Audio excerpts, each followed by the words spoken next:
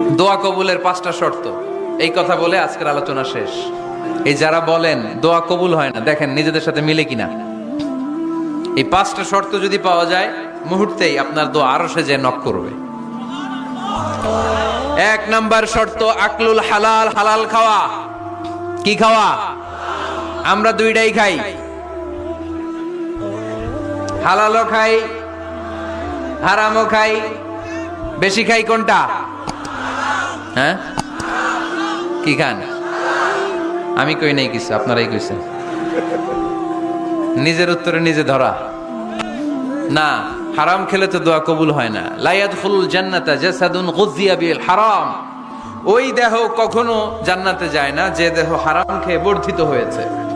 কেন দোয়া কবুল হয় না? মিলিয়ে নেন নিজের জীবনের সাথে, জাস্ট একটু মিলিয়ে নেন।